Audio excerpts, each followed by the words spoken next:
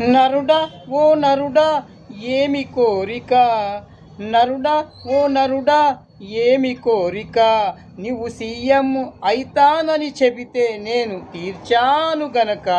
నరుడా ఓ నరుడా ఏమి కోరిక, నీవు సీఎంవి అవుతానంటే తీర్చాను గనక.